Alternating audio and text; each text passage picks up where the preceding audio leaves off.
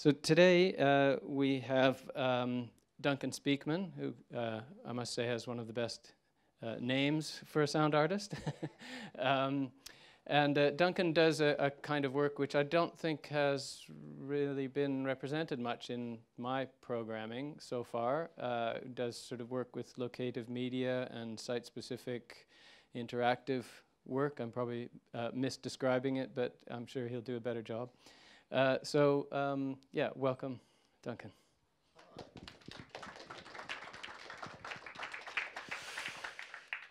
So, okay, the microphone's on, that's great. So, I'm going to be talking to you for a while now, and I'm still just sort of recovering from a winter cold, so I apologise if I have to just stop for snot and water breaks. I figured what I was going to talk about today was to do a sort of a general big arcing catalogue of the kind of work I've been making for, I guess, all the last 20 years, I suppose, and then hone in on some of my current interests. I'm also a late starter on the PhD front. I'm in the last year of my PhD at the moment, and my supervisor recently warned me. He was sort of saying I was trying to pull in a lot of different stuff and that it'll be fine as long as I write in my introduction that people should just put on a seatbelt and be prepared for 17 different directions. So I'm going to sort of put a similar warning out today. I think I've been making lots of different stuff. Probably over the course of the next hour or so, you might find that it's just a lot of different versions of the same question. So in terms of jumping around in time, I'm going to start in 1361 in Halberstadt. This is a cathedral, which is one of the first documented permanently installed organs in a building, musical organs. I was a musician originally by trade, and then a sound engineer. And then I sort of, I decided I didn't want to be a sound engineer because I really loved music, and I thought I'd become bitter and hateful if I had to work in the music industry. And I started working in documentary production, and I moved to Bristol, partly because my record collection at that time in the 90s was full of records from Bristol, but it was also the home of documentary production in the UK. And I moved there with that intention to kind of make documentaries, do sound in documentaries. I still think I'm a documentary maker. I became an artist by accident because when I moved to Bristol, the documentary industry kind of collapsed at that time. Not those two events aren't linked. It was that shift from Bristol as a place that made these kind of very, very expensive. We need £1 million to sit in the jungle for 4 years waiting for this one monkey to eat this one nut at this one moment. And documentary kind of shifted to those multi-episode, we'll follow people working in an airport for £20 budget an episode, and Bristol didn't really know how to deal with that. So they made this shift towards digital, and they made this shift towards internet approaches, and I bought computers and went, I'm going to learn this stuff, and started working on prototypes for interactive documentaries with a few companies, and none of these were broadcast. Hopefully not because of their quality, but really just because of the technology wasn't in place at the time. So I started working on installations. At the same time, a group of people in Germany decided that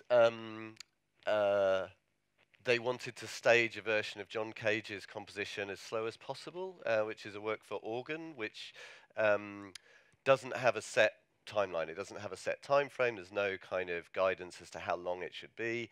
So they were like, well, this organ was made 639 years ago. Let's do a 639-year performance of the piece. So they began working on that and started building an organ in Halberstadt, a new organ to perform this piece for 639 years. So I started making a series of different kind of installations, generally kind of sound-based, generally dealing with kind of mobile technology and sound in the kind of digital realm. So I was making pieces like this where I was kind of interested in how we valued print over orality. And so in a cafe in Bristol, I installed radio microphones in flower pots all around this cafe. They all fed into voice recognition software, and the voice recognition software would take what people were talking about at the tables and print it out to a dot matrix printer in the cafe that was constantly churning out all their conversations. It was probably not illegal. People could walk over and pick up the print, and it was, you know, one of those simple questions around, well, if you see something being printed out in a cafe, you think it's going to be valuable. So you go and see what it is, and then you realize that it's coming from all the tables, and you didn't know there were microphones hidden where you were sitting. We didn't record anything. I think that's why it was okay. We didn't listen to the feeds. They went straight into the computers. But they were, you know, this was off-the-shelf voice recognition software that I found at the time in, I think, 2001-ish, and it couldn't understand what anyone was saying, really. Sometimes it could, but normally if it got noisy, everything would begin with an H. So every piece of text would come out as this sort of almost concrete poetry of he hath her, or her on the heath. And then I, you know, had to check the mics every so often, and once sort of put them on and listened, and heard these people at a table sitting there saying, he hath her, or her on the heath, which was kind of strange. So I ran out into the cafe to find out what was happening, and they'd taken someone had taken some paper from the printer, taken it back to their table and had been reading it out to their friends, which was then going back into the system and then coming out again. So you had this kind of beautiful, almost performative kind of moment, which wasn't really what I was intending. I carried on making a lot of kind of installation-based works, a lot of interactive. Everyone wanted to make interactive art at the time. I'd make these pieces where these two computers were filled with interview material of people living in Dorset. One computer was filled with people who'd moved there. The other one was filled with interviews of people who lived there. As you moved the stones around in the water, that would manipulate. And so, wow, there's a flashing light that's going on. Should I worry about that?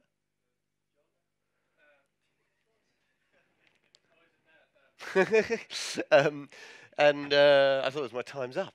I can't be done already.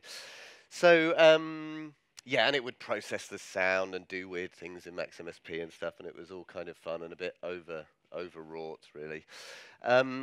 So I carried on making this work. At this time, 2001, they started the performance of As Slow as Possible, which the piece in the musical score begins with a rest. So the first thing that happened was the piece started in 2001 with a rest that lasted for 2 years until 2003. So the organ sat there in silence performing the first part of the piece. Then what I started doing in terms of following the sort of documentary route was in the pre-YouTube days, I started making these short documentary pieces. We were in this sort of video blogging scene of trying to work out how you put videos on the internet and what the point of putting videos on the internet was. And so I was making these 30-second single take pieces with a bit of sad music I'd written and maybe fragments of audio. It's okay. Wrong one? Where is it?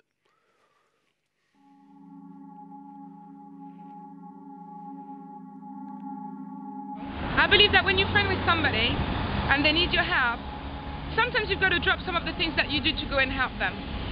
And this is what friendship is for me. You put the other person's welfare before your own.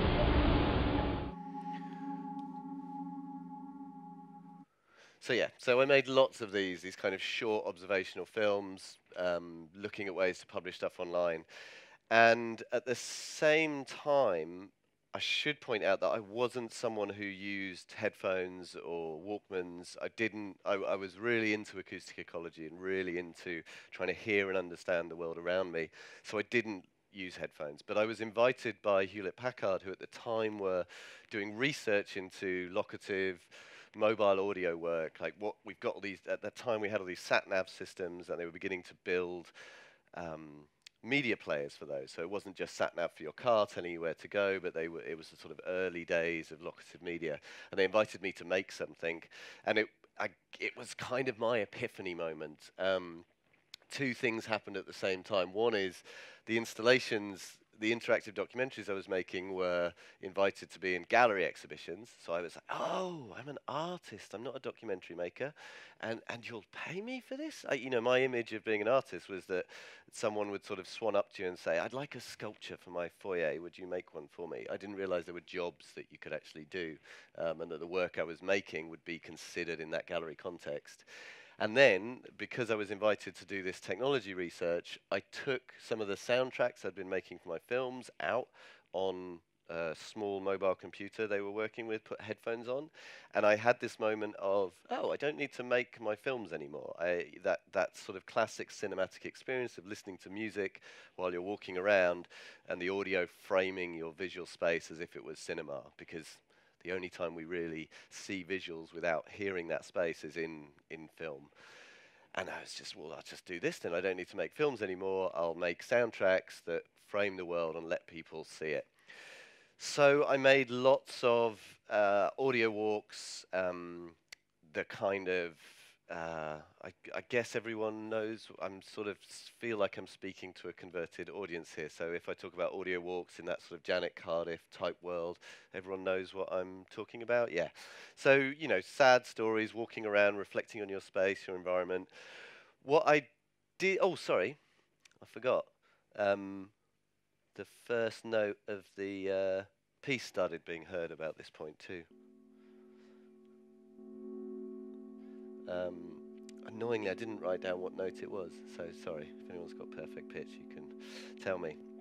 So I started making audio walks. I also started making work exploring real-time audio processing. And not real-time audio processing in the studio, but actually in the audio walks themselves. So we have embarrassing pictures of me looking very serious and moody in the city. So I made this work called Sounds from Above the Ground, which I had a binaural microphone mounted on me, a laptop in a rucksack, controlled with a little remote control, and the audience would follow me listening on headphones. So I think he's in the audience, and he is. Don't think he is. I never really knew, actually, who was in the audience. It was quite problematic sometimes. And they would essentially hear through my ears. So they'd see me visually framed in the street. They'd follow me walking through the city, and they'd hear the world as I was hearing it. But the laptop allowed me to kind of capture and sample things, to process them, to remix the sound of the world I was hearing, and to kind of play with time. I used to really enjoy moments where I'd walk through a door, they'd see me walking through that door and hear it, and I'd record it, and then when they got to the door, I'd play back the sound of me going through the door, so they were sort of walking through my sound memory. It totally made sense at the time. And, this was part of a whole series of experiments in mobile, being in sites, being in spaces. But what this led to, which I think is more important for me, is that I made a version of this piece where I wasn't in it. I sent audience members out with a rucksack, with a laptop on their back. I wasn't the only person doing this as well. This isn't a sort of claim of innovation. There was Noah Vorta, Sonic City project in Sweden, did a lot of research into real-time creation, real-time modification of data into sound. So they had lots of sensors in a backpack that would sense pollution, environmental issues, and turn that into music. Akitsugu Maebashi, I think I'm saying his name right, made a piece called Sonic Interface, which again was headphones with microphones on the outside and a laptop that would remix and replay the world around you to sort of disorientate time. What I found, though, was when I made this, the work where the audience were allowed to go out on their own, I had two kits, and they were pretty obvious. And if you didn't know what was going on, you might not recognize that someone had a big laptop and a pair of headphones on. But if you were taking part in the piece, you would recognize someone else doing it. And this is what happened. People regularly came back saying, oh, I saw someone else doing the piece while I was doing it. And we sort of looked at each other and we had this moment of connection. And this started a whole train of thinking for me that I think I'm still working with, which was around the kind of politics of mobile listening. And some of this for me I guess the underlying thing that I'm still working with is the idea that mobile tools have this ability to connect us to remote and distant spaces, places, people, but they have a tendency to disconnect us from our immediate environments in certain ways, or manipulate the way we're experiencing our immediate environment. So the thing I've been working with for a long time is how do we use those same tools to force you, to encourage you, to find a way to get you to directly engage with what was happening around you. Michael Bull, who writes a lot about mobile listening, he has this really nice idea, or I think it's really nice, about the way you warm up your personal bubble. And as you warm up your personal bubble by sort of isolating yourself in these media experiences, you cool down the social space. You sort of make that colder. And I'll come back to this a little bit later, actually. But this was the thing I was really interested in, because suddenly I had two people who were both in a totally isolating solo experience, suddenly having this moment of connection with a stranger, just because they knew that they were both hearing the same thing. And this sort of links into this idea of listening hierarchies, that if someone's got a pair of headphones on, you don't know what they're hearing. They know something more than you. And in a sense of knowledge being power, they are suddenly in a different hierarchy to you. They have a secret that you don't know. And there's arguments that this is why we get annoyed by hearing people speak on mobile phones. It's not because their voice is annoying, but it's just that they're hearing the other side of the conversation, we're not. I don't know if I fully agree with that, but this struck me as this is what I want to deal with. As if my role as an artist was to make the world a better place and solve war and poverty and suffering, I'm going to start with the problems of mobile disconnection. I'm still working on that. Deep down, I'm a kind of naive hippie, and I think that's why I do all this, but haven't solved it yet. So what I started doing was making audio walks that explicitly tried to connect strangers. And at the time, there was flash mobs were all the rage. Everyone, I assume everyone knows what a flash mob is. Everyone would stand motionless in a train station suddenly, or an orchestra will appear in the street. Everyone knows what I'm talking about? Yeah. So one of my things was, okay, sometimes they're beautiful and people make amazing things. Sometimes they're co-opted by corporations or advertising. But actually, the thing that got me was that more people would watch them online than take part in them. You know, that YouTube video of everyone standing still in the train station, there's way more people watching that online than taking part in it. So I wanted to make something similar, this mass meeting of people, but it would look so boring that no one would ever want to watch it on YouTube, that it would really be something where you had to be there to sort of use that cheap phrase. So I started making these pieces called subtle mobs. I've got my marketing head on sometimes.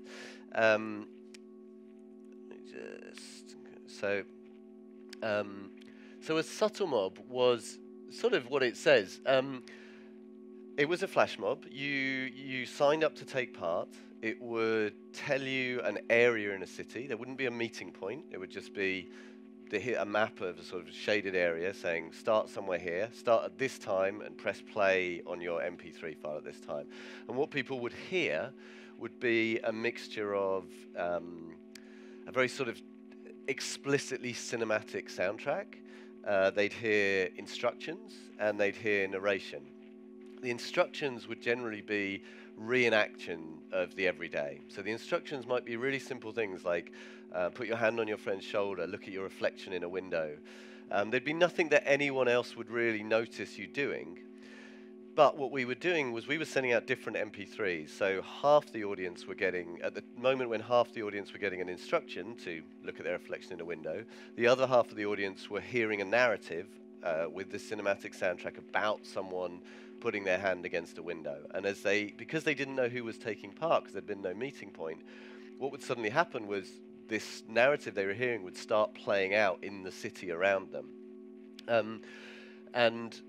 think this, And it would swap backwards and forwards. So sometimes you'd be following an instruction, sometimes you'd be hearing a narrative, and it would sort of move faster and faster between those two modes till it became quite blurred. And it was really important that they were really distributed. So here we would have had, I don't know, maybe 2,500 people doing it, and we'd spread it out over 10 city blocks, because that's the only way to hide 2,000 people, is you've got to spread it out over a really massive area. I did get that wrong a couple of times. One of the really nice things for me about this work was the way the audience owned it as well, because once the email goes out with the MP3 file saying, here's the file, tomorrow, 6 p.m, press play, we can't stop the event. There's nothing we can do to sort of change it. The audience, from that point on, they own it. And we would never ask for permission. That's not entirely true. Outside of China, we never ask for permission. It's funny, but it is kind of serious, because there is a duty of care in this work that it is also really important. I don't talk about this work as happening in public space. I don't like the term public space when we're talking about these artworks, for one really important reason. That here might be public space. These paving stones might not be. Europe is very similar. We have this tendency to let private entities buy up public space, and they make it look like public space. So you'll see the benches and the trees, but the laws aren't common law. The laws will be private property laws.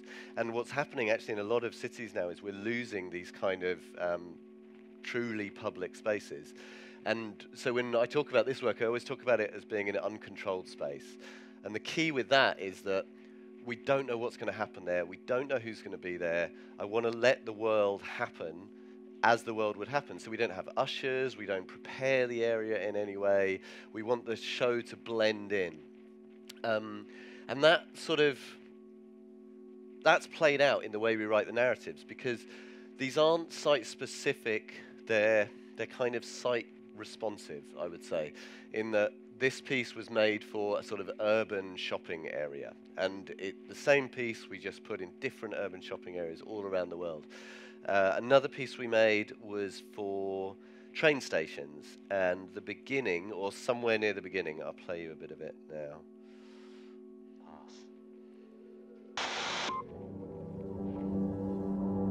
It is 5:34 p.m, 26 minutes before anything happens. A gust of wind blows a sheet of newspaper past the entrance to the station, while a taxi pulls away into the traffic. Inside the station, a group of children are ushered off a train onto the platform. They cluster around their teacher, waiting for direction. On the main concourse, a woman spills her coffee. An arguing couple rush down the stairs, hoping to make their train. A man rubs the swelling stomach of his pregnant girlfriend. There is a ticket collector getting ready to finish his last day before retirement.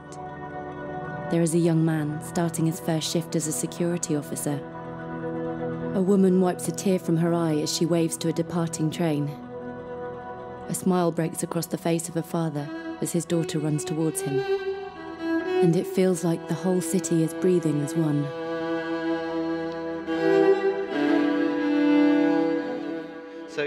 So it's an explicitly cinematic kind of opening.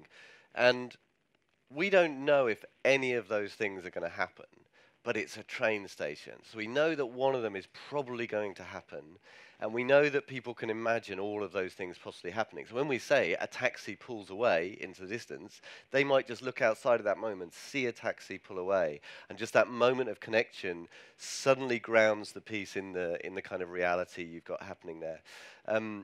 This is like, I don't know, probably 10 years old now.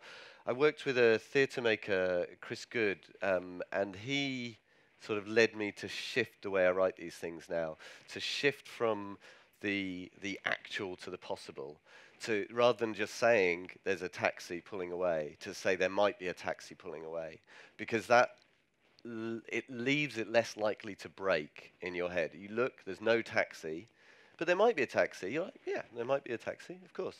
And you sort of go with it a little more, and I've kind of really enjoyed that shift. But to come back to this idea of why that is sort of uncontrolled spaces, we don't know those things that are going to happen. We staged this once in Edinburgh, in Waverley, Waverley. Generally, although I said there's no ushers and there's no kind of organisation, this, which was the second one we made, had such a depressing ending. The narrative was kind of imagining this sort of terrorist attack in a train station. The end of the piece left you alone, isolated, walking on your own, miles away from the train station. So even though you'd had this kind of experience with all these other people, we sort of dropped you back into the doom of life at the end of it. And we thought, that's a bit mean. And this duty of care to the audience, of sort of decompression, we're throwing you out into the world. We're making you experience something out of the safety of a theatre. There's no ushers, there's no protection. We're just putting you out in the world. We were like, well, it's such a sad ending. We'll offer people a bar to meet in. So they met in this bar afterwards, and they could sort of exchange stories. And someone turned up when we were there and said, oh, you know, my battery ran out on my MP3 player, and so I couldn't listen to it. So I started taking photographs. And taking photographs in train stations in the UK is quite problematic. And he instantly got pulled over by the police, who asked him what he was doing. He said, I'm taking pictures of this event. And they're, you know, what event? And they look at the photos, and these are pictures of people. They make him erase all the photos. They escort him out of the train station. While this is happening, there's about 300 people in the train station, all performing as train goers. We spent a lot of time researching with security services and police what it is that they look for to identify people who shouldn't be in the train station.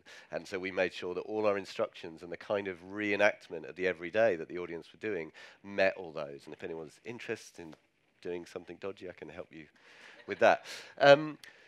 But this duty of care for me is really important.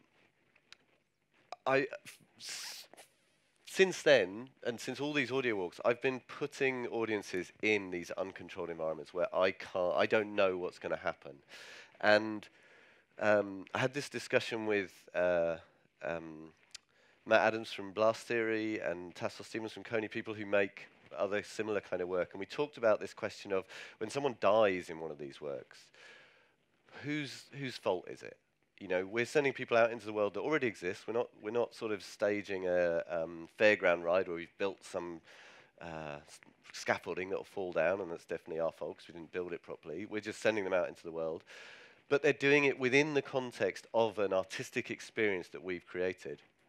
And we realised that we don't know what happens. B, it might have already happened. I don't actually know who's taken part in these pieces. I just know that lots of people sign up. I send out a lot of MP3s, and on the day, I see thousands of people following the instructions. I don't even know if half of them are doing the piece. They just might be in the city listening to the headphones, which is one of my favourite moments when people taking part connect with strangers who they think are taking part because they got headphones on, but aren't at all. And you just have this moment of shared space.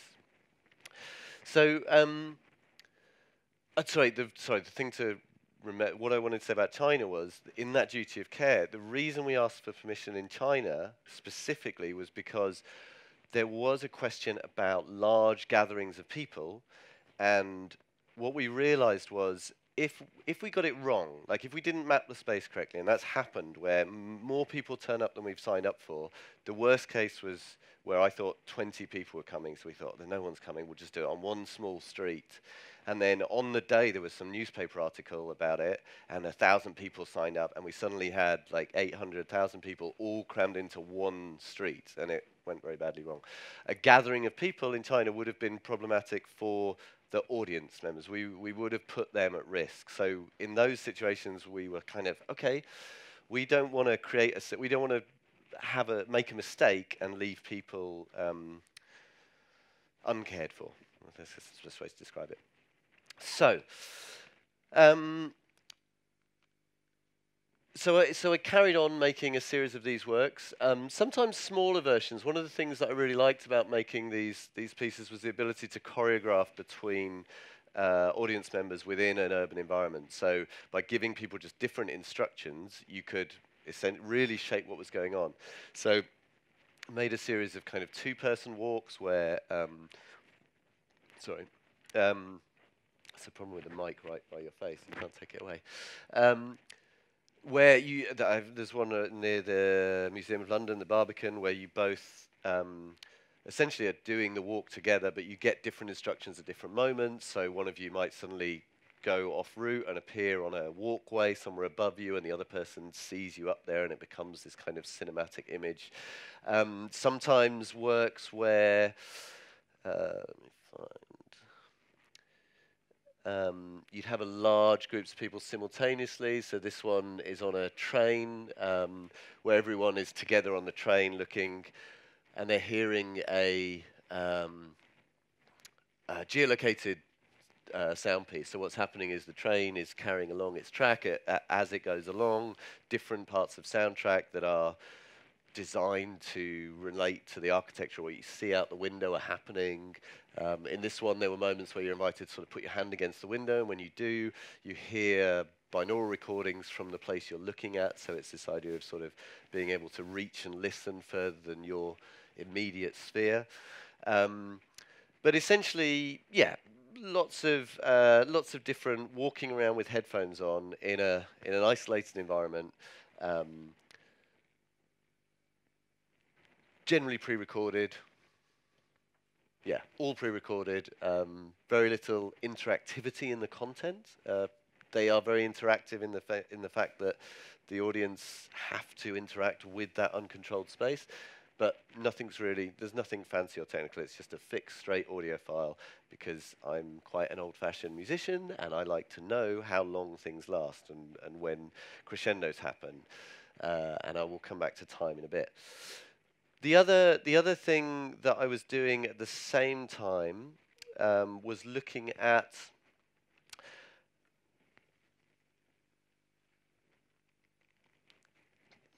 let's say collaboration. I think that's the best way to do it. Still looking at sound, but looking at more interactive pieces. So just two pieces I want to talk about. We Are Forests. It's a sort of weirdly convoluted piece, but there is something really important about it I really like. The piece is set in a market. Where is it? You know, any sort of market hall type place. You arrive as an audience member at the entrance to the market. You're given an envelope, and you hand over your phone number, and you head off into the market on your own. At a certain point, your phone rings, and what happens is everyone who's in the market is connected through a sort of conference call software we built, and you're invited to begin describing the market. And we kind of cheat with that. We have fake audience member audio who start speaking, because people really follow the herd. So if you hear someone else describe something around you, you think, oh, that's what we're doing. Okay, I'll describe something. And we could sort of change what people were describing. So the piece begins with you know, audience members would start describing bits of architecture, and then the people who are actually audience members say, oh yeah. And when you say something, it's recorded and then it's distributed out to the whole audience group. This kind of carries on progressively until the end, when the audience is sort of all steered into this one group through one area through instructions, and then singers appear in the market and begin singing the text that people had contributed. So you suddenly have this kind of shared sound space where all your descriptions of what you saw visually become part of the acoustic space. And also the people who are in the market still sitting at the cafe, and when the singers start going, the man in the green shirt, you know, it becomes a bit uncomfortable. But my favorite thing about this piece is after this singing moment, you're invited to leave the market and to open the envelope. And the envelope just says, hang up the call. And there's no time frame, there's no sort of instruction about when to do that. It just says, hang up the call. And people don't. Like, we would track when people sort of cut off. And what was really beautiful was this sense of, over the course of half an hour, of people being in this, although an online, a shared radio space, a shared communication transmission space, they built up this connection with a bunch of strangers they'd never met, and really had that moment of like, you hang up, no, you hang up.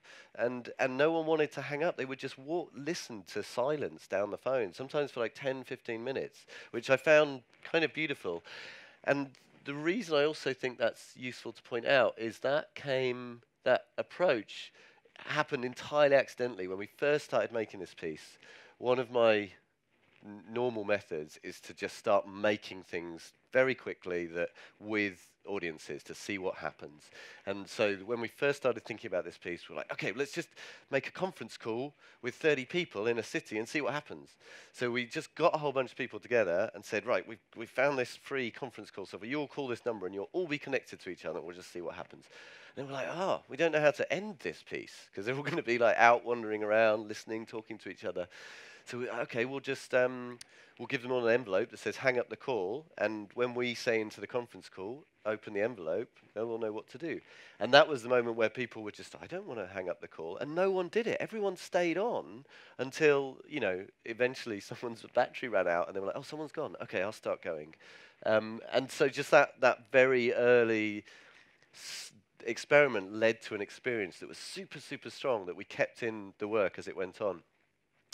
And at the same time, I was also interested, I was working with a group called Uninvited Guests, and we were interested in the fact that, you know, it was a very simple question at the beginning. Like, audio walks are always about history. You know, they're always about the past. Let's do one about the future.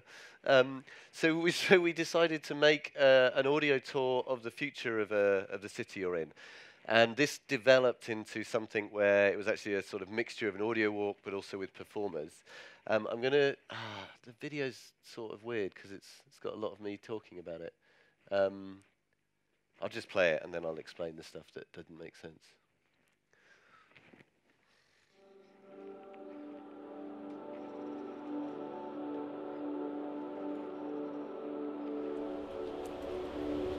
Bem-vindos. Bem-vindos ao que já foi uma pousada da juventude. Bem-vindos à outrora conhecida Zona Cores, num país em tempos chamado Portugal. Vocês imaginaram uma grande pirâmide branca elevando-se sobre a cidade, o Ministério da Verdade.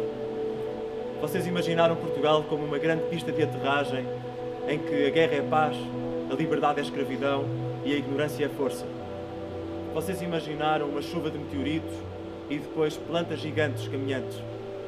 Para vocês, nós somos como fantasmas, fantasmas dos tempos vindouros. Na condição de sombras do futuro, aqui nada podemos alterar.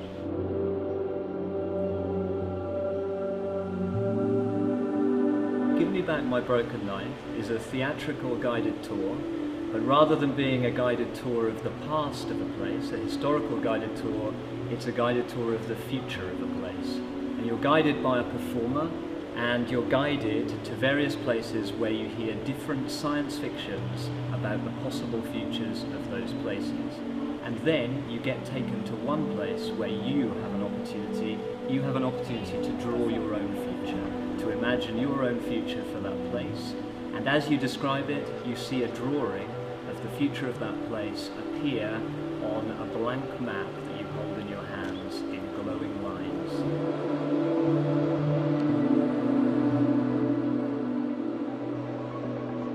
So just to explain kind of what's going on a bit, so the audience have small projectors around their neck that are projecting onto a blank sheet of paper, so it feels like a map, but it's constantly updating. And generally they're hearing the performer describe fictions of the future, but in the present tense. So we work with council planners, whoever's there, to find out what's actually going to be there in the future. And the performers will describe it as, you can see here the glass building, and they will describe it as if it was there in front of you. Then you get to a certain point which is contested or is under debate as to what should be there, and then the audience are invited as a group to kind of discuss what should be there in the future. And as they discuss it, drawings of that start appearing on this map in front of you. So if they say, oh, well, we think there should be a new school here, a school will start appearing on the map. Through the power of magic and a radio transmission where there's an illustrator sitting back at base listening into these conversations. He's sketching on a graphics tablet really quickly, and that's being transmitted to the phones and kind of appearing in front of them. What's really nice about it is at the end, different groups who've taken different routes all come together, and we have a kind of town planning meeting where they share their different visions for the future, and it opens up these questions of you know, shared utopias, our difference of opinion about what a utopian situation might be. We've carried on developing this work. We're now doing an AR version of it, where rather than having a printed map, you have a small device so you see through to the space and you see the images drawn onto it. It's a weird thing. It feels like it would be a more advanced version, but actually what's tended to happen, because everyone's got their own device, people's visions for the future all become a bit more selfish. And in the group discussion previously, it was always everyone would sort of collaboratively come together to describe what they'd like to see. In this version, we found that people all tend to want their own thing to appear on the device because they're each holding a device. I don't have any clear research into that yet, but it's just we just started working on this last year. But yeah, this the other part of it that we're doing with the AR thing that I really like is we've turned each phone into a single channel speaker, so that as the group is standing there, each phone allows us to create a sort of spatialized sound around the group. So as the performers are describing this future, I'm sitting there behind them with an iPad, sort of triggering off all the sounds that build this sound space around them. It's really nice until we get to the bit where they decide what they want to see in the future, and I've sort of tried to build up a library of every possible sound ever, so that when they say, oh, you know, because people start saying, we want to see an albatross park here, and I'm just, actually I do have an albatross park, because I would just randomly ask people what they'd like to see in the future to build up my library, and someone said that. So no one's asked for it yet, but it's ready. So yeah, so that was this kind of collaborative work. I'll just stop that. But what this led to, for me, was this interest in kind of shared sound spaces, this interest in, okay, with the subtle mob you have a shared visual and physical space, but everyone's listening to headphones. Everyone's sort of locked off from that shared space. So even though they might smile at a stranger, they won't have any sonic shared space for them. So we did an inversion of it and started making a speaker symphony, which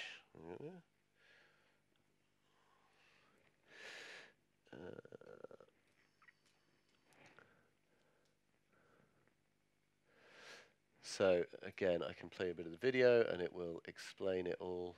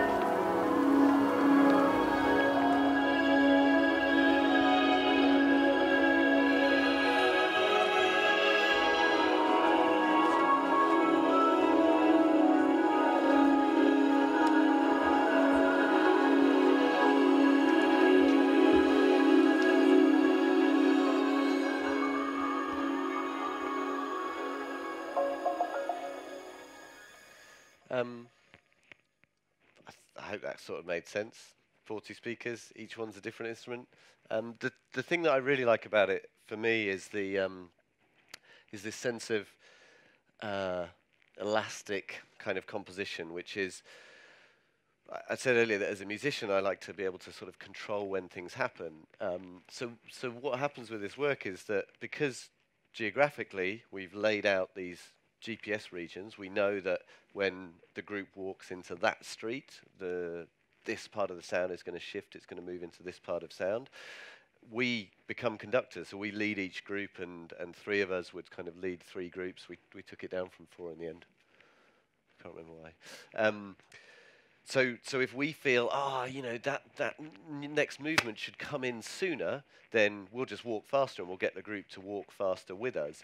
But within that sort of grouping, each speaker is triggering at slightly different times. Each person has a different sound, and what happens is the mix becomes a kind of social mix where, depending how the group are moving together physically, changes the sound. So if they're all standing really close together, you get this very dense sound, and there might be a straggler at the back, and the sort of lone violin is very distant, and that will change each time the piece is performed. But the overarching sort of shape of the work, we're still pulling together and being able to kind of move around. So that sort of exists in this weird tension for me between a work that's totally interactive because it's got to blend in with the city and the audience move around freely, but we're really herding them, I guess is the nicest way to describe it. There's a real thing around digital work that I find continuously about interactivity and novelty, and originally that piece was, we made a piece for 40 speakers that you walk around with, and it was like, oh, the 40 speaker piece. For us, it was a platform for making different kinds of work. And the first piece we made with it, of Sleeping Birds, that one, musically, it's not very good at all. We got a lot better at writing for that kind of system. And what's interesting is when you sort of talk to, whether it's curators or venues, quite often they're sort of more interested in the novelty of the form because you've got a new form of work, rather than you sort of trying to say, no, we've written a new piece for it. Yes, it's the same technology setup, which is not a question you get asked when you make films. No one says, oh, you're using a projector again and showing this film. No one ever asks you that, but as a sort of working in digital arts or in people sort of have this thing around always wanting to see a new system or format being created. I'm a big advocate for craft and refining your craft, and I doubt very much that the first time you invent any kind of new digital interactive system, you're going to make the best piece that could be possibly made with it. But that does seem to be a loop that we're in quite consistently. That is all I'm going to say on that matter. Right. Whew. How's everyone doing? I've just been going here for like 5 minutes. Everyone still okay? Yeah? Okay. I'm going to have a little break. I'm going to play you something which is kind of me talking in it, so it's not a break for you. It's going to be kind of the same. I'm going to play this as an interlude to the next section, which will be my sort of more current work, because I think some of you have heard this piece already. John mentioned that you might have heard this in some session. All good things deserve to be experienced more than once, though, right? That's a good argument.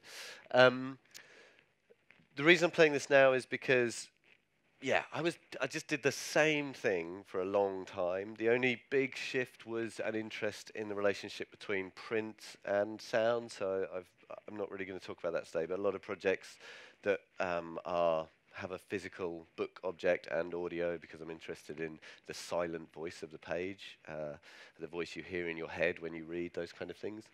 And out of that, I was asked to make a radio work that sort of dealt with that in some way, and dealt with some of my approaches to choreographies and duets, which seemed, I thought it'd be great. I was like, okay, we'll do a piece where people have to listen to it in pairs, and they were just like, we can't do that. It's radio. We can't put any constraints on how people listen to it, which is not the way I work, as you can see. I'm very sort of like staging situations. It might be an uncontrolled environment, but I'm staging it. You've got to listen to it this time. But so I made this radio work in response to that. So the idea was it was a duet, and it was, yeah, I'm just going to play it. It's called a duet. It's the full title is a duet for Here and There. And apologies, it's just my voice again for a few minutes, but I can take a break. Hello. I'd like to talk to you about some things.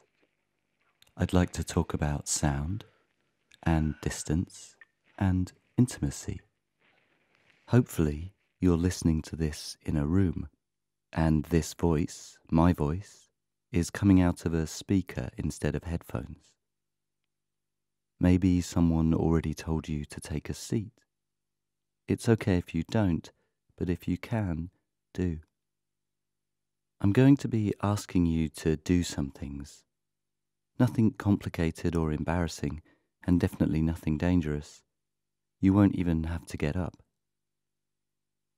First, though, I want to set the scene. This is a recording. It's not live. Maybe you already knew that. It's probably why you didn't say hello back to me at the beginning. Maybe you're the kind of person who never talks back to the radio.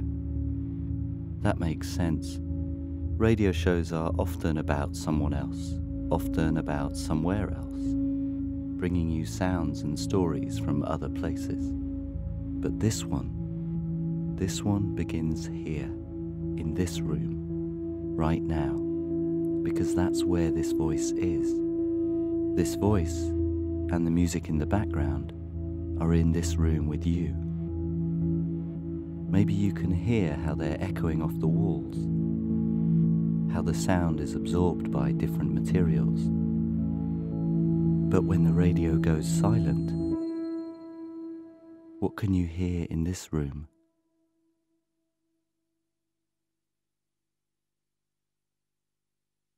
What other sounds are around you right now?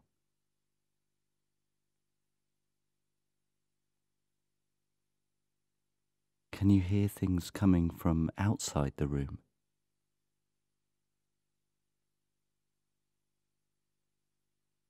Maybe you can even hear your own breathing.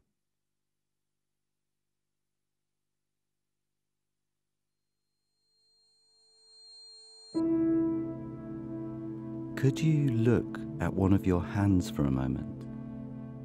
Look at it carefully. Look at the fine lines. Maybe there are other marks, ones that you remember where they came from. Maybe marks you don't recognize or don't remember. I'd love to think it's just us here right now.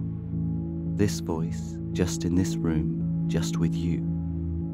But there's other people listening to this, in other places. Some might have listened to this yesterday.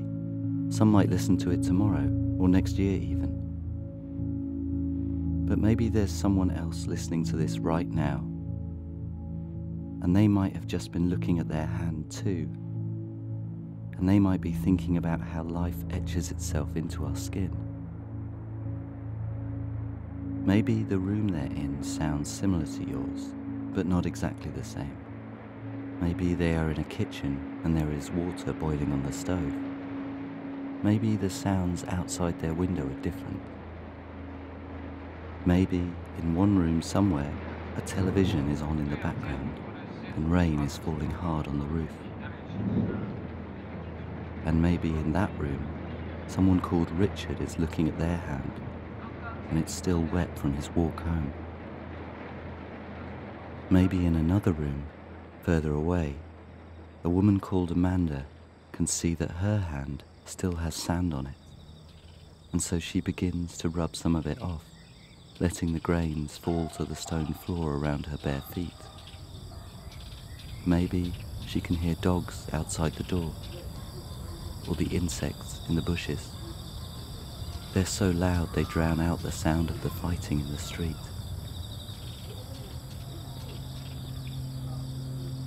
And in this room, it's you. Have a look at your hand again, at the back of your hand. can you gently stroke it with your other hand? Can you feel the texture of your skin as you rub it? Now, push a little harder as you rub. Can you hear the skin of your hands moving against each other?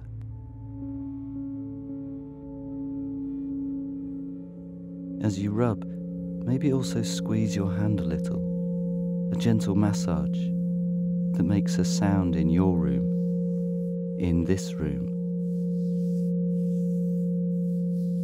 and maybe also in another room, and another, and another. And in one of those rooms, the sound of rubbing is rougher, more coarse, because the skin on Ximing's hands is dry from the latex gloves she wears at work. She keeps rubbing her hands together, and it eases the tension in her finger muscles a little.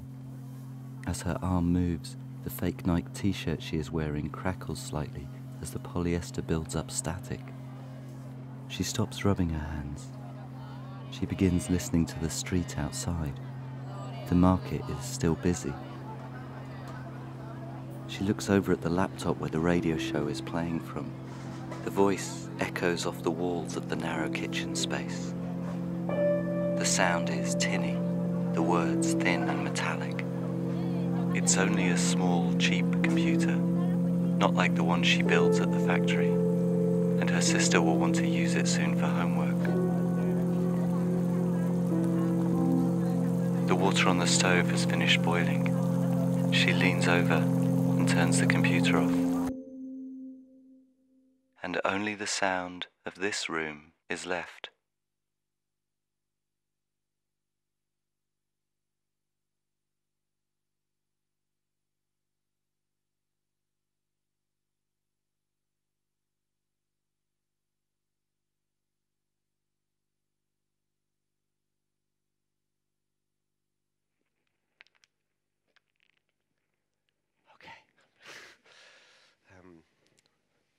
It's very hard to get silence on the radio. I had to fight to get 6 seconds of silence because they were worried about the big controllers turning it off. I was also found that as someone who's really used to making work that people have chosen to experience, radio is a medium that people haven't chosen to experience. It's just there playing. And I got my favorite review ever on Twitter, which I'm assuming it was about my work because it came up while this was on, and it said, at Radio 4, shut up, stop telling me how to listen, and just, you know, I don't know, I can't remember the last bit of it, but I just like, stop telling me how to listen. It suddenly struck me that, yeah, I've made the sort of pieces I make, which are giving you instructions, but normally people have chosen, I'm going to go and experience this work, or I'm going to be asked to do things. In this case, suddenly your radio just starts telling you what to do, and they wanted to just turn off this whiffle, I think they called it, I'm not sure. Also the reason for the interlude, I think I'll get this back on, was that this was, I don't know, personal crisis moment of artwork. I'd kind of run out of new ideas in a way, and I didn't know what I was making. I felt I'd been saying the same thing for a long time. So I started making, I think I've pressed the button correctly. Let's see what happens. This is the sonic section of the talk. But I was invited to make a piece of work as part of a project called Ambient Literature, which was researching the future of books and publishing. And as I was sort of interested in work around print and sound, I started working on a piece called It Must Have Been Dark by Then, which was actually inspired by the really early work I'd done with locative work with Hewlett-Packard, because one of the things they'd asked me quite early on was they said, can you make an audio walk that uses GPS but isn't site-specific, can work anywhere? Yes, sure, I can do that. and you know, what I did was say, okay, well, how do I do something that generates itself wherever you start doing it and makes sense and kind of connects to where you are? So I made this piece, I think late 2000s, called Always Something Somewhere Else, which used a sort of almost a sort of genealogy of cities, which kind of tried to look for the materials that cities are made out of. So what it did was it asked you to find concrete, and when you found concrete, you'd say, I found some concrete, you'd press on the device, and it would create a new GPS region there that then it would sort of bring content into, which was usually fictional stories I'd written about concrete somewhere else in the world. And the kind of narrative did that with a few different materials, with water, with glass, but it didn't really, well, I mean, it was rubbish, generally. You know, like I said, first attempts with sort of technologies. So 10 years later, GPS and locative technology has improved, and I want to sort of return to that format because it felt like there was something there. And so I started work on this piece called It Must Have Been Dark By Then, which was originally about disappearing places and the rapidity of change and disappearing locations, because one of the things that was good about that previous piece I'd made was the way that tying experiences to physical places that people had chosen, not ones that I'd sort of preset for them, played into this idea of the method of Loki, which is, for anyone who watches Sherlock, is described as the memory palace. It's got lots of different names, but it's a very old idea from Cicero, this idea that to remember a bunch of things, you create a sort of fictional physical space and you tie, so you imagine creating a building and things you want to remember you place in different rooms in the building. And what happened with this work was I'd be walking with someone 4 years after they'd done the piece, and we'd go past the stone and they'd say, oh, this was the stone I chose when I did your piece. And I was kind of amazed by how much people made these really strong memory associations. So this kind of led to thinking, well, I want to work with that technology again. I want to work with disappearing places and changing environments. So this work, I guess the original thought was that it's going to bring you stories of disappearing places that are connected to where you are, that have some kind of resonance with where you are. And it's going to sort of task you with creating a memory map of these places around the world that are disappearing, with the idea that maybe where you live will also disappear at some point, and someone else might be tasked with remembering your home and your environment. So what I did was I made a journey through Tunisia, which is disappearing under the sand, through Louisiana, which is disappearing under the water, through Latvia, where the population is disappearing. And these were my sites, and the idea with the work was that it would invite you to find some water in your own city, wherever you experienced a piece. And when you get to the water, you would say, I found the water. You would hear field recordings from my time in Louisiana, and you would read a text in the book, which was a travel journal, is the best way to describe it. So, for example,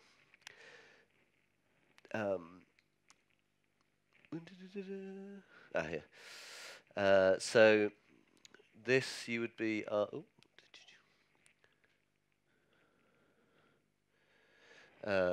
So this is what you might read in the book, and as you were reading this, you would hear.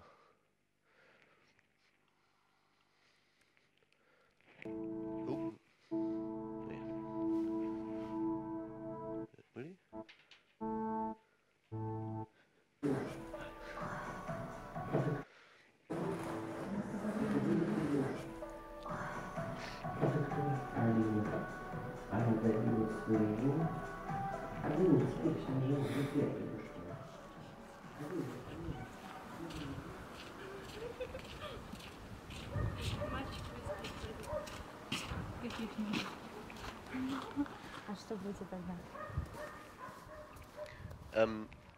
Something I'll come into in a bit more detail in a bit, but if you can read that from wherever you're sitting, you might have already noticed this kind of disconnect between your reading speed and your listening speed.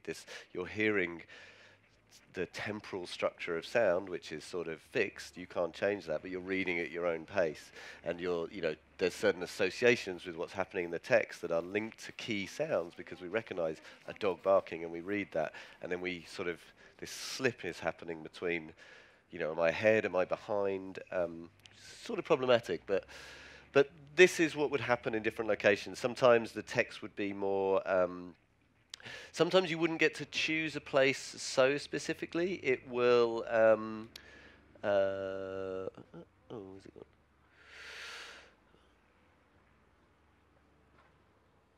It's not there. So Douz in Tunisia is a place that was created. Used to be nomadic Berber tribes that lived there, and when the French colonized the area, they sort of forced people to stop being nomadic and to live in fixed settlements, which arguably is one of the reasons for the desertification. So there'd be a point in the war where it would just stop you where you are, and you would read a text about this place, and you would hear sounds. Sometimes it would create a region, not where you were, but in relation to where you were. So,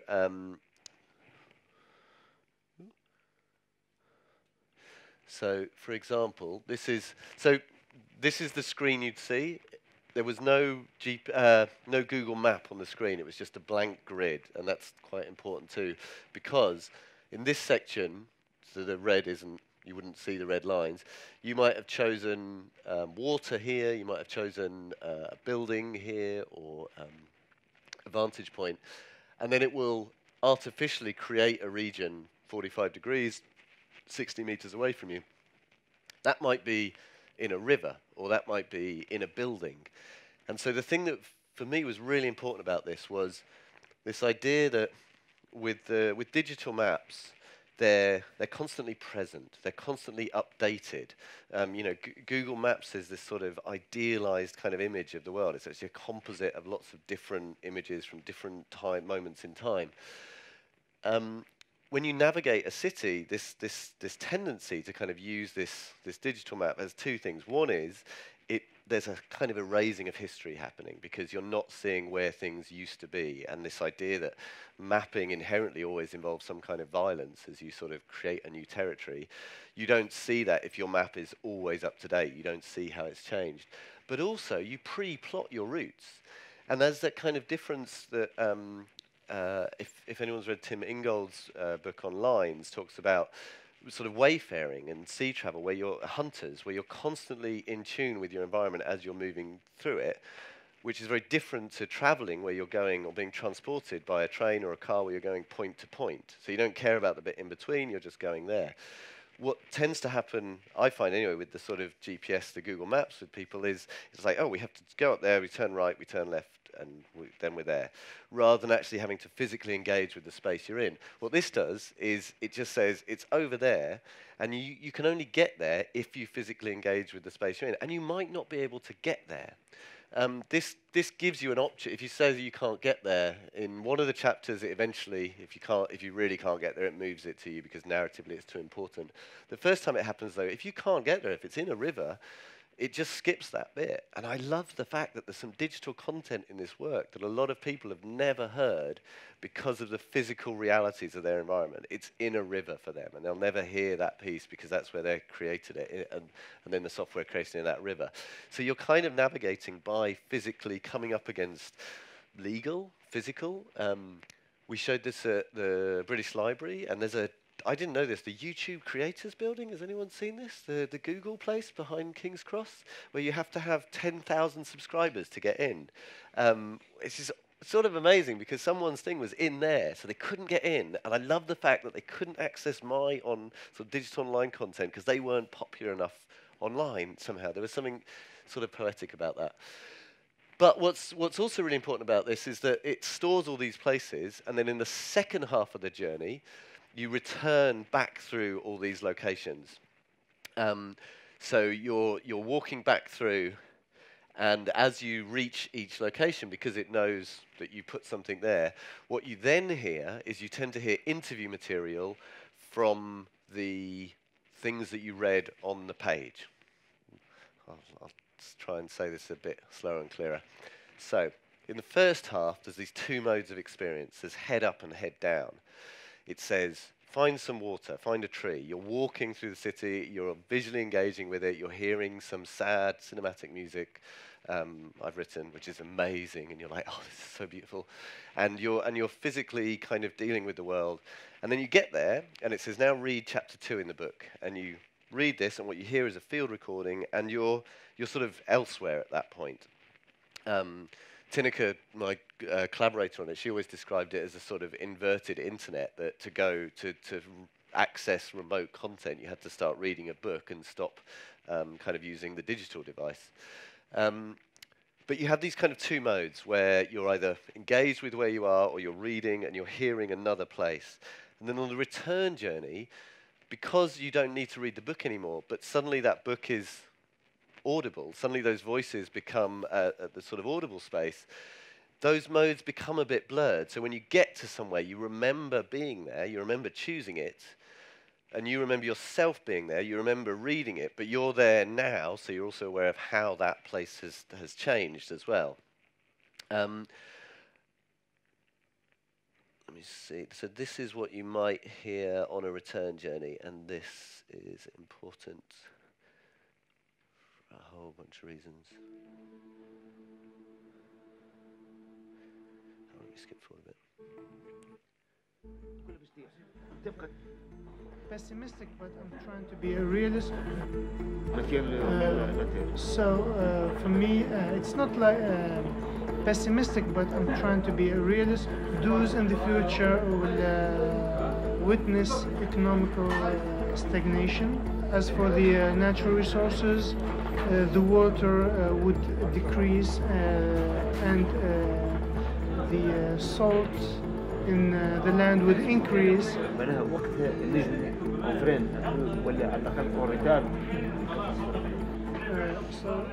So there's a really important thing with this piece for me, is that I spent a couple of weeks in each of these locations. I was never intending to come back and say, this is why the world is changing, but what it did do to me was it showed me the Anthropocene. It showed me human impact on the world. That wasn't what I went out looking for, it was just what I found. But I wasn't coming back with answers, I was coming back with a travel journal. I was coming back with a work that documented my experience of going through those places. I've always loved this description from Justin Bennett of what an audio field recording is. And I think this is something we don't talk about enough.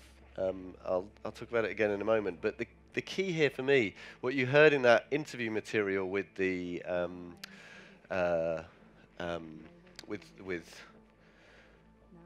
you heard the translator and you heard Fadi, the person who was being interviewed. You also, I haven't played it to you yet, but you also always heard us setting up mics. It was very explicitly like this. What you're hearing is my experience of being there. I don't want to play you that sort of radio approach of you hear the voice in the original language and then it sort of ducks down quietly and then a very serious BBC reader speaks over the top, because that would set up a sense of authority. That would say, this is the translation, this is what they mean. What I wanted to play you was, this is what we heard. So you're hearing the translator, so you're hearing what I heard, and your interpretation of whether it's accurate or not is up to you, really. Also, subtitles are really hard in audio. Yeah, I'll come back to also why this is key. But so this led me to thinking about or becoming kind of aware of the Anthropocene. Does everyone understand what I mean by the Anthropocene? Is that a generally shared comment? So it's very hip. Anthropocene, the period, a geological period where humans' impact on the Earth will be visible geologically. It's been rejected, for those really interested, by the International Commission on Stratigraphy. They're the people who choose when we're in the Holocene, the Paleocene, all these different geological eras. They have said, no, we're not in the Anthropocene. They've split the Holocene, which is what we're in at the moment, into three, which I wrote down are the Meghalayan epoch, That's what we're in right now, which is related to a drought from 4,000 years ago, which collapsed civilizations. So the Anthropocene, also known as... Oh, where's my thing on? Also known as the Capitalocene. The Anthropocene is a problematic term for a lot of different reasons that I'm not going to go massively into now. But one thing that's really important about it, I think, for me, is that when you say Anthropocene, it just says humans, as blanket humans. Humans did this, and that sort of ignores the fact that actually not all humans did this, and actually what's kind of happening in the world is a sort of group of humans over here did a lot of it, and that's sort of impacting a lot of humans over here who really didn't have anything to do with it. And so it kind of misses that. So you have terms like Capitalocene, which talks about the more economic factors of it, Cthulhucene, Donna Haraway's term, lots of different ways of talking about it. But regardless of the stratigraphy people, I mean, there's shit happening, you know? It's like you can't sort of avoid this stuff. It's out there. But the problem for me with this work, not with this work, sorry, what am I talking about? The problem for me with work that deals with this, or how we're trying to understand this, is this sense of the remote, this sense of looking at these things from a distance, and also kind of, I guess, what I'd call the silencing of the world. What we actually do is we tend to... Where's it gone? Can anyone see a video on the screen somewhere?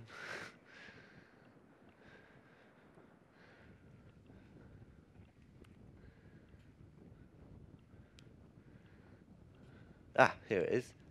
This is how we engage with these kind of things at the moment, sonically and visually.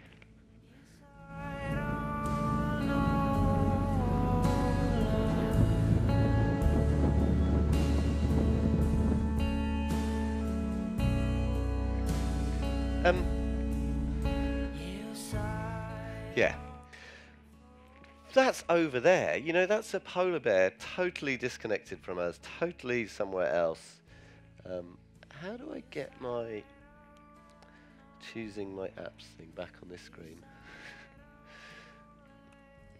Yeah, here we go.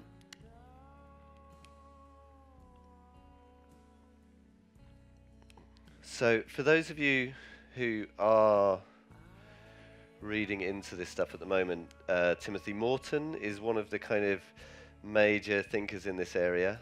Well, I don't know, it's arguable. But he says some really great things, and I think this one is where I'm heading to with the sound work at the moment. That writing, and I think this is similar to that watching of polar bears, the watching of things collapsing, this is continuing this kind of separate dualism idea of it's kind of us and nature and us looking at things and us thinking about the relationship in that way. And his line here, that if we could actually experience the fact that we're embedded in the world, that we'd be less likely to destroy it.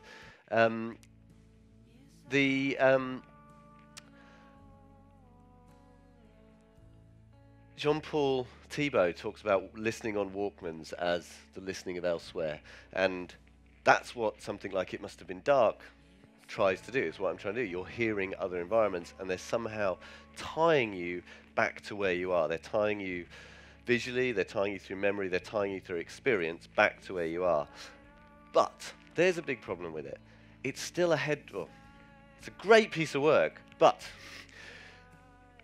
it's isolating you sonically.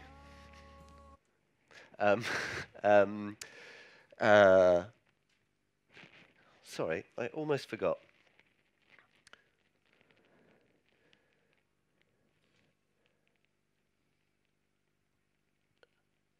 Oh no.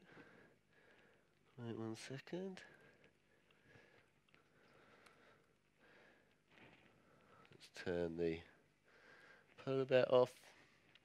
I totally forgot that in 2013 we got a new note on the organ in Halberstadt. I lost my timeline.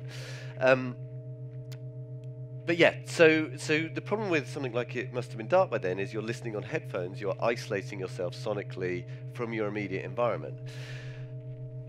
If the question about trying to understand your environment is about understanding the fact that you're entangled, understanding the fact that we are not separate, that we're not viewing it remotely, that we are part of it, then, and if I want to make work that deals with that, I have to think about embedding you within that sound environment you're in.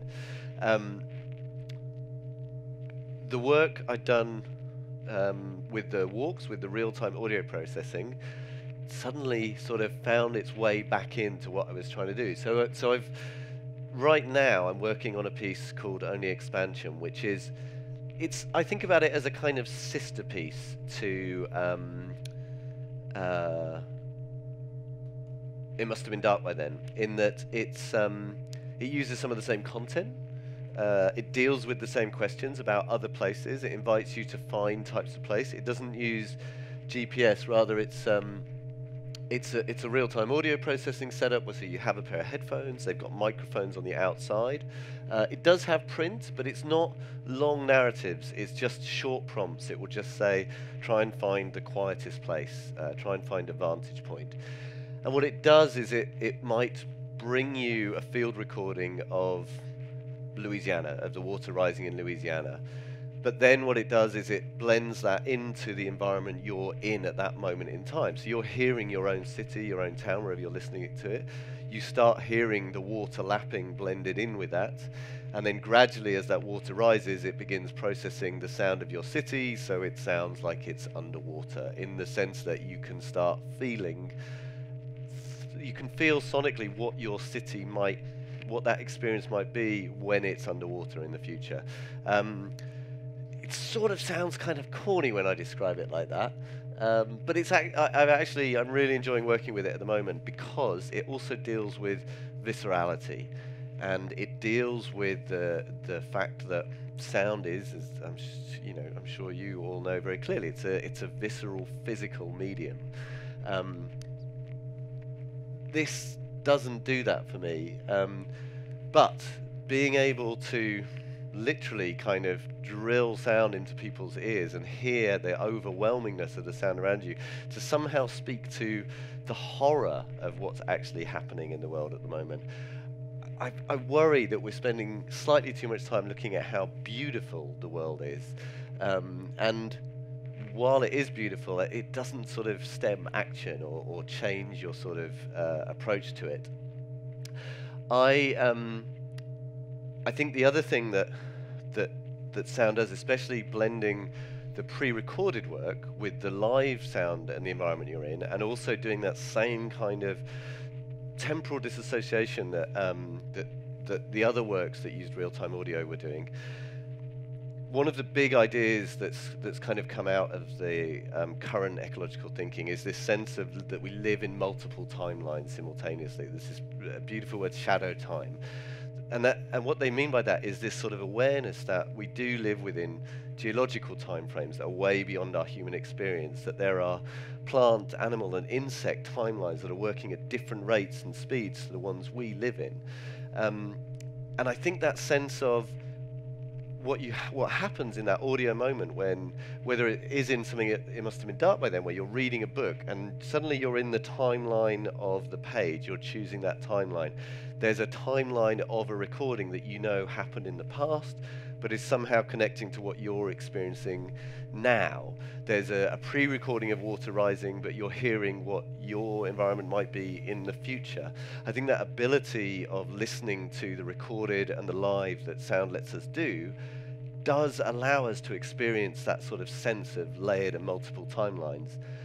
And the other thing that I kind of just want to finish on is, I've been really inspired by, and I'm going to say her name wrongly now because I'm sure it's Anya Kangisa, but I heard a radio interview with her and the presenter said her last name in such a different way, I couldn't even get it. But she talks about the fact that sound, and especially in sort of approaches through sonification, the ability to kind of listen through data, to listen to sounds that are outside of the range of human hearing and bring them into the range of human hearing, that it makes it, sound makes it apparent that the world is not for humans, that the world is rather with humans. We're existing in that shared sound environment all the time.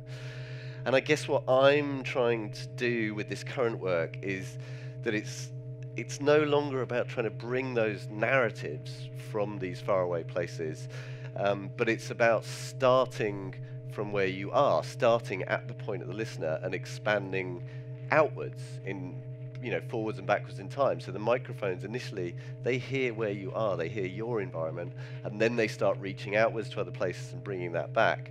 And I hope in that expansion that does some kind of decentering of the human. I don't know if it does yet. I'm still working on that. But sound has that ability to kind of traverse cartographic boundaries, to sort of traverse those kind of social boundaries. And if we become conscious that we're inhabiting shared spaces and shared sonic spaces, then we might kind of become more aware of that. And this organ note will next change in 2020, which is quite far off, and it will eventually finish in 2640, when we'll all be dead, but that work is still out there, sort of bigger than us somehow. And I'll stop there.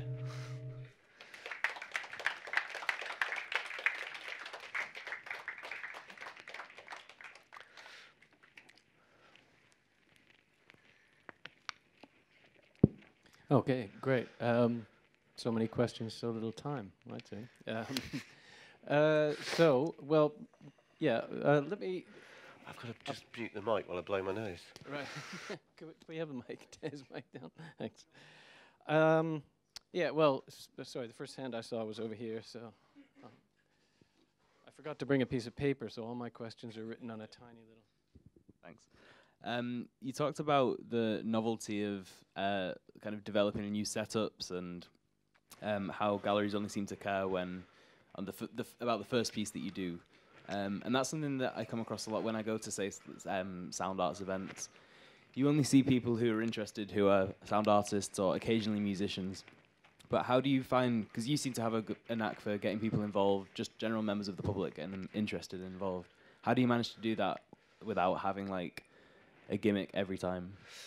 I don't know if I do actually. And in terms of getting the public involved, one thing is that I don't, and it sounds weird, but I just don't work generally in the sort of, I'm going to apologise in advance for using inverted fingers, in the sort of sound art realm actually. Just through kind of accident, I've ended up in a more theatre, public art type environment. And what's good about that is you're working with curators or producers who want people to experience the stuff. And so they will just write copy about any kind of novelty. And, you sort of just have, I don't like it, but yeah, I want the work to get out there, so I kind of have to sort of suck it. So yeah, so I don't really succeed in that, but that's how it goes out there, is they quite often do pull it on novelty. I mean, I don't actually understand how people get to do some of the work. The piece that was talking about the Barbican, the 2-person audio walk, people do that. It's on the iTunes store and Google Play Store. I got an email from someone I was at school with 30 years ago the other day that began, "Hi, I was doing a sound walk at the Barbican the other day." And it's really weird because that phrasing just suggests that like everyone's out there doing sound walks all the time.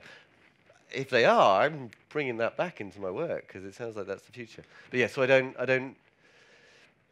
being outside of the gallery world brings a different audience for those kind of works, I'd say, which is good and bad, Cool, thank you.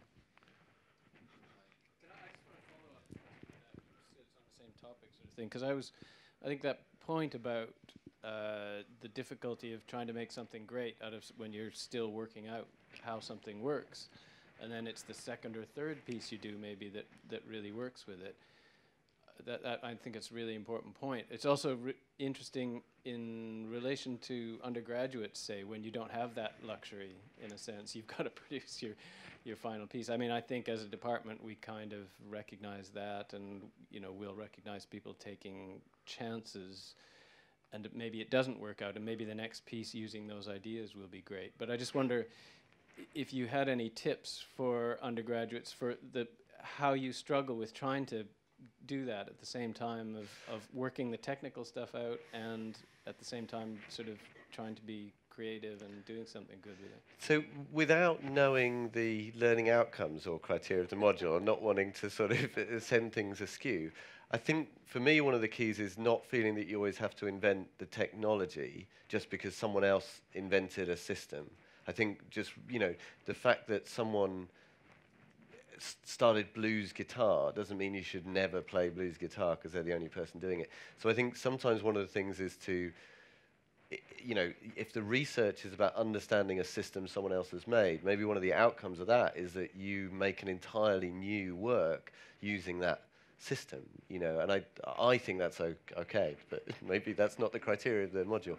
If it's about inventing systems, I think if you can clearly know what didn't work in it, like if you can do it and you can look at it reflectively and say, like with the speaker symphony, the first one we did, 40 speakers, we wrote 10, we had, I think it was 40 different channels, all doing different movements, but people were in groups of 10. They only heard each other when they all came back together. And also, even within a group, they were doing, the music was so complex, and we were just, actually, it becomes complex anyway through its practice. So we had all that reflection on it even before we wrote a new piece. So I think being able to know really clearly what is going to happen next to it feels like a really useful outcome, even if that's your final piece. Like, this is the final piece I'm doing with this system, but I'm not done with working with this system because I know this is how I develop it. I think, yeah, those would be my things. Yeah, I mean, I think one of the valuable things about the way you talked about your trajectory through these works is sort of recognizing the importance of so-called failure, in a sense, where things don't work, and then because quite often as artists there's a lot of pressure, especially when you're giving a presentation, to talk about what's great about it and what did work. But I think these days there is more dialogue around failure and more recognition of and more ability for us to be able to talk about what actually we think didn't work, what we didn't like about that piece that we did 5 years ago or 10 years ago or whatever. Yeah. So anyway, thanks. I just want to ask you a question about about ethics. Yeah. And about, my favourite area. Just because some of the early work that you showed us, it just sort of harkens to Zimbardo and the Stanford Prison Experiment, and not so much with those who are participating, but those who are unintentionally participating. And I realised that obviously you were talking about empathy with strangers while this was taking place. And I really just wanted to know, how did it go down in China? Did you have to seek permission to do that? Because obviously, mass arrest and maybe re-education camps are a destination for many Chinese people who would take, as an example, who would take part in such a thing. Yeah, totally. Well, there were two questions there.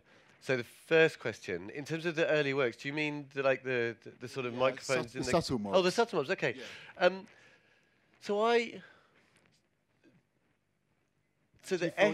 The ethics of a subtle mob for me were in a way, quite simplistic, because what I decided was if I'm not interfering with the world, then that's fine.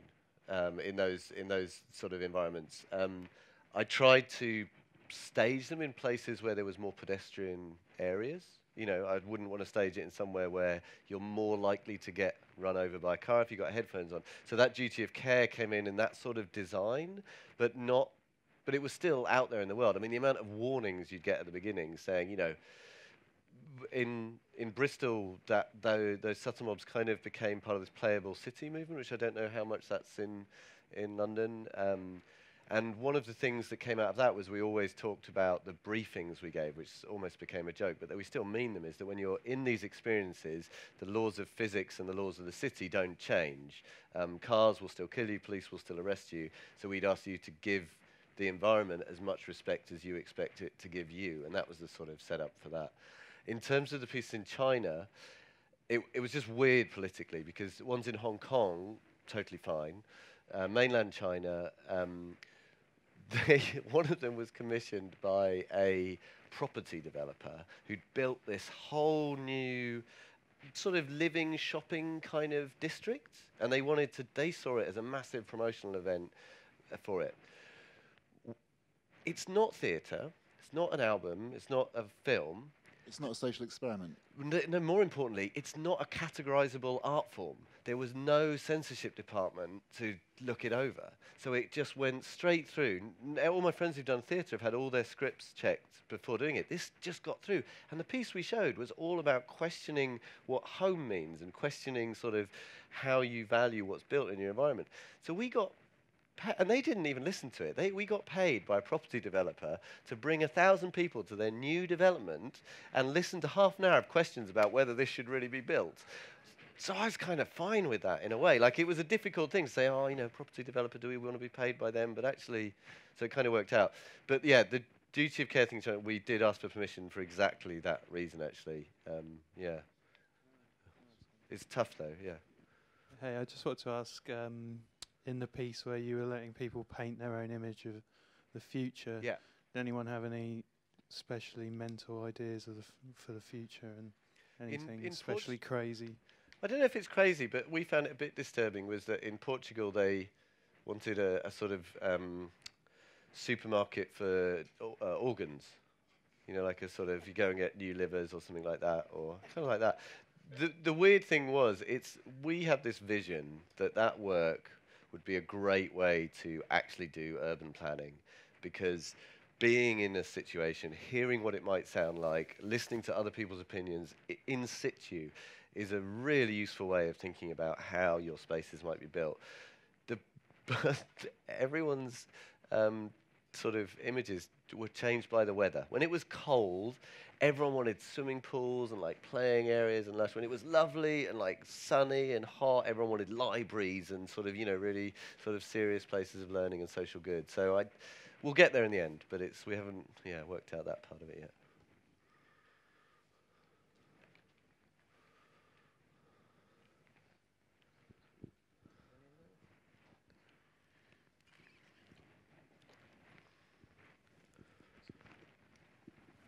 Hey, sorry, I need to find my notes. I dropped my notebook. How long is the question? No, it's a bit convoluted, really. In your penultimate statement, you were talking about the idea that sound is able to transcend and sort of overcome borders, territory, like cartographic limitations. My question is based on language and the idea that language represents, actually, arguably, the idea of borders and territory intrinsically. And I'd just like to know your opinion about the relationship between sound in general transcending borders and the limitations in which states sort of define their borders by language regions, basically. Oh yeah, there's a really complicated thing in there, though, because in terms of language defining borders, you move into the notion of regions, which is such a complex term in and of itself, and even within a sort of state-defined region, there'll be languages changing continuously within that space. I've been living in Belgium for the past 6 or 7 years, and one of the projects there was incredible. We just have dialect shifts from village to village that would change words, melodies, and things like that. Whereas simultaneously, there's a very clear social border divided between the French and Flemish-speaking areas. But so I guess that's what I mean. That in terms of those regions around language become much more blurry than the clearer definitions of a sort of state line or something like that. And then what was the other question? I guess. So I'm really interested in this notion of regions at the moment. I'm especially interested in bioregionalism, which I'm kind of just still getting my head around at the moment. But it's that difference between geographic, Cartesian fixed kind of borders and the sort of more artistic sense of place and how place is sort of constructed through cultural and social ideas. And like language is a way of, or sound and language is a way of walking into a city space and understanding how mixed that environment might be in a way that you might not understand visually. Walking into a forest and hearing the changes in biodiversity in a way that you might not be able to see through the leaves. It's different ways of kind of marking out different areas, I guess, in a way. And I think sound transcends it in that way, I guess is the best way I can answer that. Does that make sense? Yeah, that's great, thank you. But I can talk a lot more about regions later. It's Hi, hello. Hi. With regards to your works that happen in public, I'm just wondering if you ever feel that increased or excessive use of technology is a hindrance to making what are actually quite simple points. Yeah, but I mean, I guess the reason I make the work is partly to kind of specifically address that question. Actually, the stuff where I'm making custom-built equipment. If we put that to one side, the rest of the work was always sort of designed to use the technology you already had in your pocket. So in a sense, it was saying, okay, well, you've already got a phone in your pocket. You can do this GPS. It must be like you've already got an MP3 player and make it. How can we reuse that? So rather than it as being something that shuts you off. So there was an agenda about saying, well, I want to make a point about the technology that's there. And actually, with a lot of these pieces, people sometimes say, oh, this would be really great in a rural environment. And I'm just like, well, it doesn't have the same problems there. The reason I'm making these works is to try and highlight and expose those situations that we're living in and, the urban disconnect. So I don't feel a point about showing the work somewhere that isn't suffering from that in a way, So yeah, it is a problem, but I guess I've always been trying to address it by making the work kind of self-reflective in that way, doesn't it? I'm just thinking of pieces like The Girl Chewing Gum by John Smith, which he narrates from behind the camera what is happening in front of the camera, as if he's a director of real life. And I think that do you ever feel the urge to distill rather than expand or inject technology into processes in order to have a sort of clearer impact? I don't know. I mean, I don't know if I could distill it down any more than a single sort of just a pre-recorded sound file playing back, in the sense that things like the subknobs or the audio walks are all the complexity and the point is made by what's happening in the environment. The actual work is, in formal terms, is a sound file in that. So yeah, I don't know. I think I've recently got more attracted to distilling the voice out of the work. That's been quite a big thing. So Only Expansion has no voice in the audio at all. It's purely field recordings and sound processing. So in its sister piece to It Must Have Been Dark by Then, which is, voice heavy, so much talking in it. One of the big distillations in this has just got to be about listening and trying to remove that kind of language technology. Thank you. Well, I was going to ask, one sec, about, well, maybe this is too long a question if we want to get another student question, but just, I'm thinking in terms of students, and obviously there's a huge amount of planning that goes into many of your works. Sometimes. Some students, there's a mix of students here, some are in third year, they're not going to be, starting off conceiving of a brand new idea now, but some of the first and second years might be in the point of being interested in doing something, inspired by what you've done. I wondered if you had any advice about where you start planning and how you start in the early stages. If you, I mean, that's maybe an impossible question to answer in a way, but.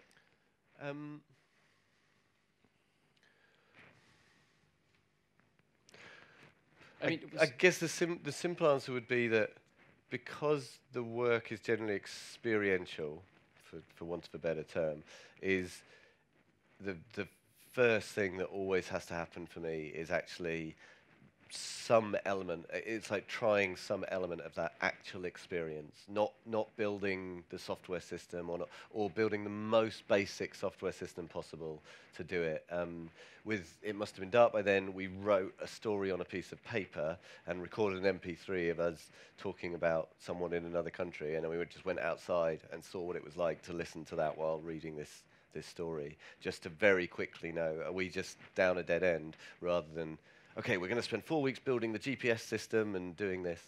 So I think for me, one part of the process is experience first. And then, yeah, it's hard to say, because a lot of the projects come, I guess, from an experience of making them, knowing that, okay, well, if we're going to make this a 2-person audio walk, we need this much time to write and record the music and this much time to record the voices. There's quite an old-fashioned approach in the way I work that comes from a background, I guess, in film and documentary, in that way of really thinking about the team making the work and all the people involved. You may have seen a lot of the work here was by Circumstance, which for 5 or 6 years I worked as Circumstance because I was really bored of seeing it as a work by Duncan Speman with music by Sarah Anderson and Thingy with Emily Grenier, that we were working as, collaborative efforts, and I wanted to make it about that rather than me. And I think just that, planning a group of people doing stuff, it's a bit boring, but it's really worth it, knowing that person you can trust to build, to write, to compose that bit and come back into the fray and do it all. That's great. Yeah, sorry, it's a bit that's very good practical. Answer to an impossible question, probably. Hello. My question is about presence and perception. I'm going to read it out because it will be horribly convoluted otherwise. Okay. So you describe the headphone pieces as temporal dissociation. Could sound work that has the intention to embed the listener in their sound environment by artificially introducing new elements motivate a dissociation of the senses and therefore be a cause of dislocation? Yes.